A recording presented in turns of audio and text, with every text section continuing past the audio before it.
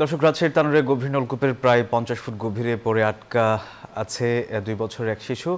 আর এই বিষয়ে আরো বিস্তারিত জানাতে সেখান থেকে সরাসরি যুক্ত হচ্ছেন আমাদের সহকর্মী মতিউর মুর্তজা। মুর্তজা, জানাচ্ছিলাম যে ভেকুর অপেক্ষায় আছে ফায়ার সার্ভিস। ভেকু কি এসেছে? আর পুরো ঘটনা নিয়ে একটু জানাবেন এবং ফায়ার সার্ভিসের কর্মীরা কি বলেছে, কত সময় লাগতে পারে শিশুকে উদ্ধারে? সোহাগ, গভীর নলকূপের প্রায় 50 ফুট ভিতরে আটকা পড়া শিশু সাজিদকে কিন্তু এখনো উদ্ধার কার্যক্রম শুরু করতে পারেনি ফায়ার সার্ভিস। তারা অক্সিজেন সরবরাহ করছে।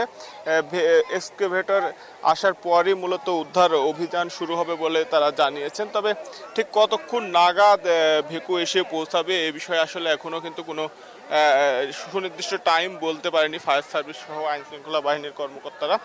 আমাদের সাথে আছেন তানোর থানার ভারপ্রাপ্ত কর্মকর্তা শাহিনুজ্জামান। আমরা একটু তার কাছ থেকে শুনে নেব যে আসলে ভেকু কত দূর এসে পৌঁছেছে বা ঠিক কখন এখানে এসে পৌঁছাবে।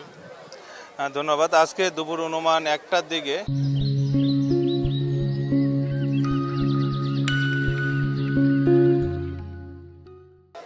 আপনার কোয়েল পুরোপাড়ার গ্রামের একটা মাঠের মধ্যে একটা পরিত্যক্ত গর্তে সাজিদ নামে একটা 2 বছরের বাচ্চা পড়ে যায়। প্রায় আমরা ধারণা করতেছি ফায়ার সার্ভিসের মাধ্যমে আমরা উদ্ধারের চেষ্টা করতেছি।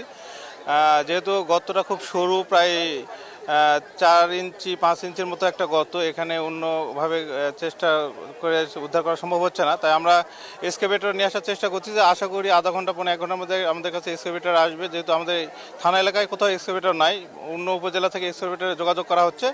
আমরা চেষ্টা করব যত দ্রুত এক্সকেভেটর নিয়ে আসে বাচ্চাটাকে উদ্ধার করা যায়।